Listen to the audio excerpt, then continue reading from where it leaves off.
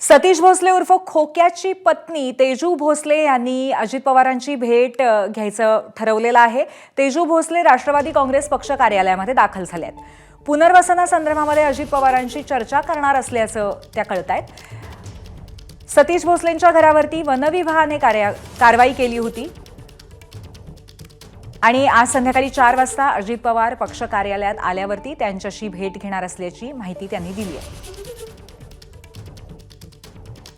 सतीश भोसले हा बीडमधील कार्यकर्ता, मारहाणीच्या त्याचे बरेचसे व्हिडिओज व्हायरल झाल्यानंतर त्याला अटक करण्यात आली आणि त्यानंतर वनविभागाने सुद्धा कारवाई केलेली होती खोक्याच्या घरावरती।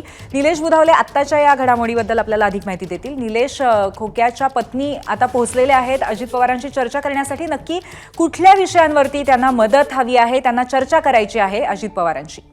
सतीश भोसले यांची पत्नी या सध्या राष्ट्रवादी काँग्रेस पक्षाचे अध्यक्ष अजित पवार हे बीड जिल्ह्याचे झालेले आहेत।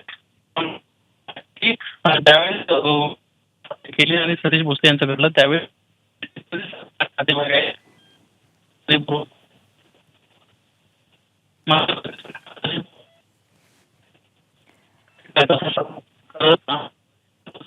निलेश बुधावले यांच्याशी आपला संपर्क नीट होऊ शकत नाहीये, परंतु या क्षणी असा अपडेट आहे की सतीश भोसले यांची पत्नी तेजू भोसले राष्ट्रवादी काँग्रेस पक्ष कार्यालयामध्ये दाखल झालेले आहेत आणि त्या अजित पवारांशी आज चर्चा करणार आहेत। पुनर्वसनासंदर्भामध्ये ही चर्चा असेल। सतीश भोसलेंच्या घरावरती वनविभागाने कारवाई केलेली होती आणि या घराचं पुनर्वसन कसं करावं या संदर्भामध्ये त्यांची आज अजित पवारांबरोबर भेट घेण्याचा मानस असल्याचं कळतंय। एबीपी माझा, उघडा डोळे बघा नीट।